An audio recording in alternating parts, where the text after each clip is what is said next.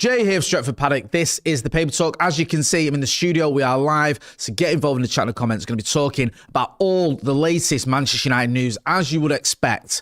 Most of the stories this morning focusing on United's loss at Newcastle last night at St James's 2-1. The Reds went down against 10 men as well for a big chunk of that game. I think it was just over half the game. Newcastle only had 10 men. So a deflating and disappointing result for Michael Carrick's men. It is his first loss as caretaker manager in both spells as caretaker manager. So it's not all doom and gloom. I don't think the wheels have come off, but there has been a lot of criticism and questions about some of his tactics and about the way we went about our business last night. It wasn't a good performance by Manchester United by any stretch of the imagination. So we are going to get into that somewhat and the reaction to it. We'll have the manager's quotes. We'll also have the reaction from some ex-players as well. You'll be able to see it on the thumbnail. You've seen it all over socials. Paul Scholes having a bit of a dig at Michael Carrick on Instagram. He has deleted that, but we'll get into it. So make sure you're hitting like, share and subscribe. Good to see the usual suspects and some new ones in the chat as well. For Taco Man, Real Recognises Real, Mick Colohan, Martin P. Thank you to all you wonderful people. Right, let's get into this Scholesy thing then.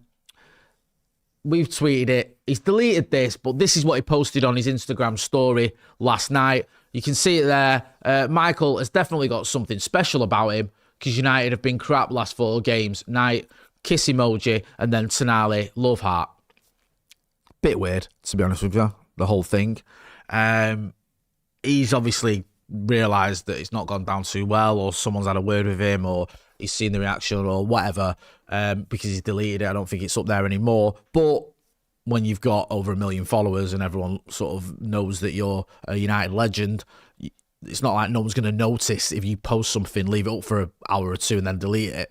Obviously, there was a huge reaction to it. Pretty much overwhelmingly negative. Everyone I've seen speaking about it has criticised Paul Scholes for posting that. Listen, Paul Scholes is more than entitled to his opinion. Yeah, if I'm sat here with a platform and entitled to mine, and I've never kicked a ball for Manchester United, someone like Paul Scholes, who's one of the best players I've ever seen wear a red shirt, is more than entitled to tell us what he thinks about Manchester United, what he thinks about Michael Carrick as a manager. There's nothing wrong with that. I expect him to. He's got a podcast. He's well revered. There's every reason to expect him to share his thoughts on the game. But that, I just don't get it, because that isn't helpful. It isn't constructive. It isn't insightful. It just comes across as just a bit daft, for want of a better word. And I don't really know who it serves, to be honest with you. And also, it's got that added sort of twist to it that Scholes and Carrick were teammates for quite a while. I think they played about 6 or 7 seasons together. So the fact that that's your former teammate, who you played alongside in that midfield as well, this isn't someone that you might have said, well, maybe they didn't like get on or they didn't, speak to each other much. They played alongside each other in midfield for a good chunk of Michael Carrick's time at United. And then you're posting stuff like that. I don't know, the whole ex-players talking about Michael Carrick thing is getting very strange to me. Because we saw it with Roy Keane when he brought Michael Carrick's wife, when Carrick first got the job as caretaker. So we've seen that. We've seen Gary Neville be quite critical. I think Roy Keane also said if Michael Carrick wins every single game between now and the end of the season, he still doesn't deserve the job, which was bizarre. Now you're seeing Scholesy having these sort of weird digs as well. And I don't get it. Like, from what I gather, and I've spoken to a couple of people who are in the squad of Michael Carrick, he's quite a popular figure amongst his teammates. Everyone got on with him. I'm not saying he's everyone's best mate, but I don't think there was any sort of issues where you might say someone like Cristiano Ronaldo at times might be a little bit aloof and people might not always, be bezies with him. But from what I gather, Michael Carrick was quite sociable, got on with everyone. And there seems to be this sort of shouting campaign against him by some of his former teammates. I know Roy Keane didn't play alongside him, by some former players as well. And it's not very helpful. And look, I don't think we need to go all scouts where ex-Liverpool players tend to be sort of very, very pro the current team, don't they? Now and again, they're not. Like Jamie Carragher obviously criticised Mo Salah or whatever, but they tend to sort of back him, circle wagons, do, what the scouts are doing. It's all like, we're all in this together. United often goes the other way. And I don't understand where it's coming from, because I think you can say, Scholes has every right to say the last 4 games haven't been great. I think many people have said that, and we can see the signs have been there. Don't think we were great against West Ham. Against Fulham, we had that 20-minute spell where we let them back into the game. Against Everton, it was a bit back to the wall. And against Newcastle, obviously, we lost. And it wasn't a good game. It wasn't a good performance. So I think there's something in that. But it's the way you go about it sometimes that doesn't seem just very helpful. And just comes across as a bit weird. And then it starts this whole narrative that we're talking about of, is there an issue there with some of these former players in Michael Carrick? What is there being upon it? The conspiracy theories might say it's because Ollie didn't get the job. Ollie, who is quite close, I think, to Roy Keane, who is quite friendly with the likes of Scholes and Neville and some of the others, maybe they were sort of hankering for him to get the job, and when he didn't, they've got a bit aggy with Michael Carrick. But even that in itself is just bizarre, because Michael Carrick's got every right to apply for the Manchester United job. He's not doing anything wrong. He's not sort of throwing Ollie under the bus. They both wanted that job. They both went for it, and Michael Carrick got it. That's not Michael Carrick's fault, and he's not done anything wrong there. And if that is the reason that some of these ex-players are sort of starting to be a bit shady towards him, then that makes little or no sense. And I don't think that's appropriate or fair. Let me know what you think. Is this getting blown out of proportion? Is it just, what ex-players are going to do, share their opinion? Or are you embarrassed by it? Do you wish some of our ex-players didn't act like this? Let me know what you think. T to the sizzle says social media brings out the worst in people. I agree with that. Mark F says, I love Ollie. I wanted Ollie, but he had a chance. Fresh face isn't worth a punt. Phobos Sakuman says, well, they didn't lay into any manager after Ollie like they're doing to Carrick. Now it's bizarre stuff. I think it is bizarre. Romo says, maybe they're just saying what they think and they don't take into account who is manager, and why should they? I get that point. Okay, you're talking about what you're seeing on a football pitch. You're not looking at it, well, it's my mate or someone I used to play with who's managing, so I'm going to change my opinion. This is what you're seeing on a football pitch. This is your opinion. Fine, I get that. But when it's like having sarky dicks, then it looks a little bit different. When it's bringing someone's wife into it, then it's different, innit? That's not just what you're seeing on a football pitch. That comes across as a little bit more personal. And even if it isn't, it comes across as such. That's the thing. It's the perception. Twigger Eye says, but that is not an opinion. It was the same with Martinez. Yeah, by all means, criticise, but that's not critique. That's just a direct dig. He's been so weird lately, man. Look, I've seen some people say some stupidness about Paul Scholes. Oh, he wasn't even that good. He was amazing. He's one of the best players I've ever seen play for Manchester United. Absolutely love Paul Scholes because of what he did in a United shirt. However, some of his opinions I don't agree with. I didn't agree with the Martinez one. I didn't like the way him and Nicky Butt spoke about Lisandro Martinez. I didn't think it was fair. I think McCullough had it right when he called it emasculating, when he spoke to Scholes about on the overlap, because it was a bit emasculating when you're saying, oh, he's going to get picked up and thrown in the goal. And also, there's not much accuracy there when you know that Lisandro Martinez had a very good record against Erling Haaland. I think, was it in the 6 games he played, Erling Haaland against each other, Erling Haaland hadn't scored in 5 of them. So it was not only a bit crass, it was also inaccurate. And this just comes across as just odd. Yeah, I just think it is strange. Mick Holland says they mention his wife, FFS, over a comment that we call people at times FFS. Yeah. NWA says, strange they defended Ollie, but have thrown Carrick under the bus. I mean, I think there's a balance here. You can be balanced. You can be a little bit objective and go, okay, Carrick's done a very good job. The results have been great, but the performances post, you could even argue maybe post-Arsenal, haven't been amazing. I think that's fair. I don't think anyone's going to go, what are you talking about? Oh, now you can also look at some of the mitigating factors there. 2 of your key players in those first 2 games were Patrick Dorgu and Lisandro Martinez. You're missing both of them. That's going to affect you. Also, take into consideration the sort of frequency of fixtures. Does that play into it a little bit? I know there was a big gap before the Everton game, so you might go, well, is that really an issue? But I said it myself, after the Palace game, I was concerned the fact that we had a game so soon after when we're not used to it. We haven't been playing 2 games a week at this football club all season, unfortunately. So that can cause problems. Maybe look at that. But it just seems a bit petty and personal, and I don't get it.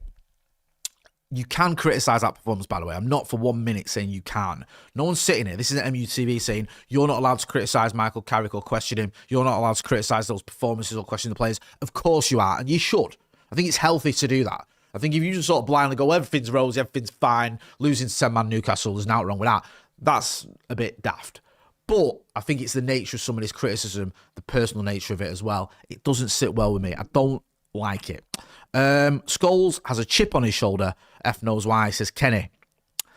Steve Ballantyne says Scholes is not a fan of this club, just his own squad. And earlier, Real recognises Real says, I think we are really missing Dorgu and Miners. Standard of the performances have gone down since Dorgu got injured. We aren't as balanced without him. I agree with that. I think people just sort of focus on that goal against Arsenal, but Dorgu's performances in those first couple of games were top draw, and he fits his system so well because not only is he great getting forward, he can also help out defensively as well, and you kind of need a little bit of that. I think our fullbacks have looked a little bit exposed of late, and we saw it more than ever last night for that late winner for Newcastle. Let's talk about the game from Michael Carrick's perspective then. We've heard from his ex-teammates or ex-players. If you've got it from the official United website, and he says, Carrick says, we've got everything to play for. Michael Carrick is bitterly disappointed to have tasted defeat for the first time as Manchester United head coach, but says the Reds must learn from the loss at Newcastle and focus on the next game. We didn't take advantage yet. Newcastle were down to 10 men for a big chunk of that game. Was it about 50 minutes of the game? I think they were with that 10 men, maybe a bit longer. So there's no excuses there. He's not questioning the character. It was just the quality of the performance. It wasn't character or wanting to win anything like that. It's easy to throw that in just because you don't win a game of football. Credit to Newcastle. They deserve to win tonight, so it hurts me to say that. But that's how it was, and we need to get back to working and be better for the next game. There's lessons in it, and we need to learn together as a group. We've got time to look at it and improve. We're still third. We've lost one game all right, so we haven't played well enough. But in the grand scheme of things, we're in a decent position. So tonight hurts because we don't like losing games, but we'll be better for the next one. So you've got to get back at it and work hard and do the things that we didn't to win the games we've won. You know, and we can do that. We're a good team. We've got good players. Tonight wasn't for us. I think that's all fair, to be honest with you. Taking learnings from it. Yeah, we win a game, we lose a game, it'll change your feelings. Of course it does. And then we've got to learn from it and we've got to get better from it. Yeah, I agree with that. Look, the proof of the pudding is going to be in the next game, innit? That's the big test now. Can you bounce back from a defeat? Because if you remember, people have compared Carrick and his tenure to Ollie. Now, what happened with Ollie, and this often goes under the radar. I know I say this a lot. It doesn't go under the radar with me. But I think sometimes it gets lost in discourse about Ole Gunnar Solskjaer and what went down when he was caretaker manager. Ollie was caretaker manager, and we had this mad run where I think we won 10 out of 12 games. And then we lost to PSG at home and then won away in Paris to go through to the knockout, to the quarterfinals of the Champions League. So everything was like amazing. It was rosy. It was like, this is phenomenal. We're breaking records. We're overcoming 2-0 defeats in Europe. It's just like, this is such a joyful time. We then lost, I think, at the Emirates in the league. And then we lost at Molineux in the FA Cup. And then we handed Ollie the job. And that was weird for the timing of it, because we'd started losing games and then we gave him the job. And what happened was, after we gave him the job permanently, we carried on losing games. And the back end of that season was almost as bad as the front part of Ollie's tenure that season had been good. We kept losing. We were losing, I think we lost to Cardiff on the last day. We drew with Chelsea at home. We drew with Huddersfield. There was loads of, poor performances and bad defeats in that run as well. Obviously, didn't really turn up against Barcelona in the Champions League. It was just horrible. So we gave him that job when we started losing. Now, it's different, Michael Carrick, because I don't think we're going to give him the job now. We're not going to go, right, you're permanent manager. I think what we can do is see where we are at the end of the season. Now, I've said it all along. I think if we get Champions League football, Michael Carrick deserves to be given a chance with the job. I think he deserves the permanent job. If we don't, and if we don't get Champions League football now, that will mean the next 9 games, whatever it is, we'll have had a few defeats in there because we'll have had to drop off to not achieve Champions League football. That'll be massively disappointed, and Carrick's stock won't be that high if that happens. So I'd be surprised if he gets the job. If we end up in the Europa or even worse, Europa Conference, I don't think we won't make Europe. If we end up in one of those two competitions, I think he might not get offered the job because it'll be coming off the back of a bad run. So there's the main differences with him and Ole and what happened. Let me know what you think. Matt G says the Scholes was in much better teams that lost very much weaker opposition. Yeah, one loss and Michael Carrick is jumped on and made out we lost to non-league. Grow up and put your genders away, Paul and pals. Yeah. Brandon and Tony says 8 games for Carrick, 6 wins, 1 draw, 1 loss. Yeah, that's fine.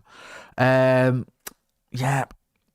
Tom Pinelli says Scholes was clearly boozed up. Was he? Had he had a few shandies maybe? I don't know. I don't know the man, but he might have been. He might have been having a few beers watching a game and then Posted that on socials, a bit drunk, and I thought, oh God, what have I done? Better to delete that. Yeah, we've all been there. Sheddy Terringham says, we're never getting another permanent manager. Fergie was the last one. He's put permanent in inverted commas there. I get where he's coming from.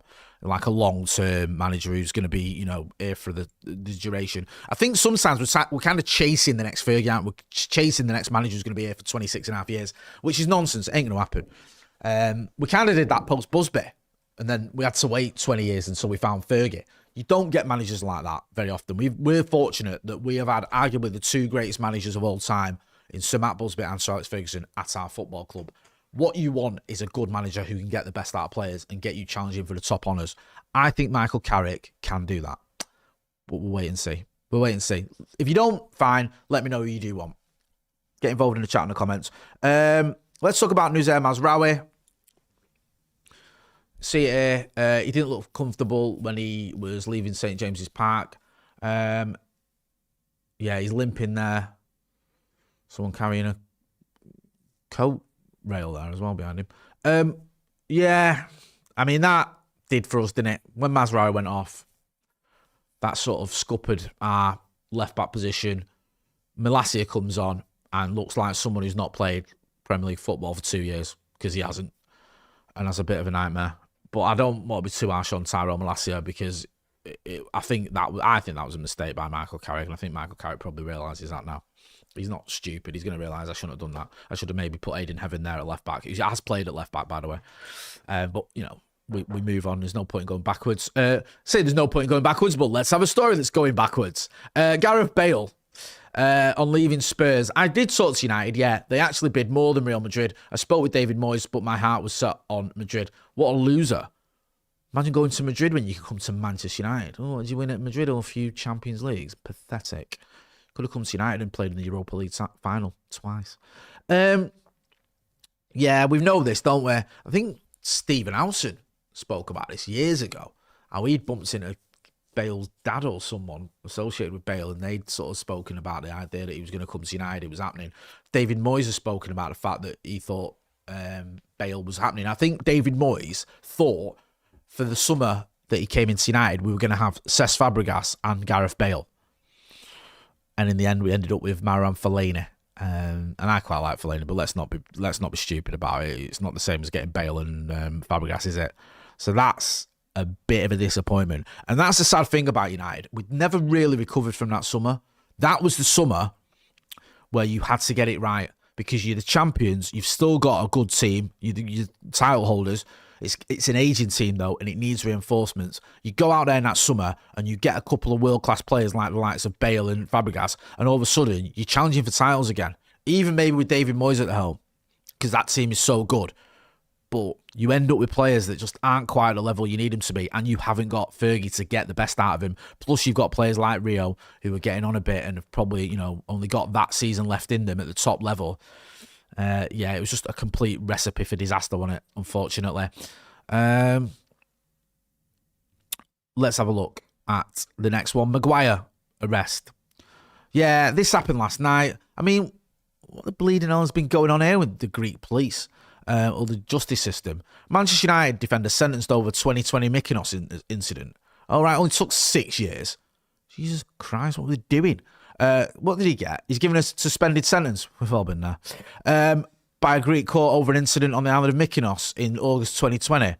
So, yeah, if I was him, I wouldn't be going back to Greece anytime soon, because if he gets in trouble, then he'll be going to jail for 15 months no matter what. If you scroll down, what was it? The actual charges. Sorry. I mean, quite interesting. Non-serious assault, resisting arrest, and attempted bribery. There you go. Have a bit of that. I mean, that could have gone horribly wrong. It could have gone worse. And imagine if he'd actually got 15 months in jail, so he basically misses a season and a half, or maybe a season if he has to do half his time. Yeah, would have been horrendous that. But he didn't. We move on. Just a bit of a strange episode in Harry Maguire's life and the life of Manchester United Football Club. It kind of sums it all up, doesn't it, when your 80 million quid defenders getting nicked in Greece for firing. Talking of Harry Maguire a little bit further, it's his birthday today. He's had an early birthday present, hasn't he? Nice suspended sentence. There you go, son. How old is he? 33. Happens to the best of us. I'd like him to get a new deal. 1 year extension for me. I think we need him. We need that experience. Need that leadership that he brings to the team. And he's a good defender. And I think you look at it and you go, question marks about the fitness of De Ligt, who's not played since the 30th of November. You look at Martinez, who I love, but does get injured quite a lot. Aiden Heaven, Lenny Yoro, still up and coming. I think, yes, they can play in the first team and they do a very good job when they do, but I still think they're learning the craft. Players like Godwill Kakonke, he's a little bit further away. Is it Armour as well, the kid? He's further away. So, yeah, I think you need Harry Maguire for another season, at least. We're going to be back later on today. We've got Off the Bar. It's going to be me, Joe, and Stephen Howson. If you've not seen some of the reactions to last night, Andy Tate's reaction, Stephen Howson's reaction, mine and Joe's reaction is all on the channel. Also, don't forget as well, you can get some merchandise. I'll put a little link in there into the chat for merch. Supports the channel and it's top quality stuff. So yeah, make sure you are hitting like, share, and subscribe. I'm Jay Motti. This has been The Paper Talk. Thanks for watching.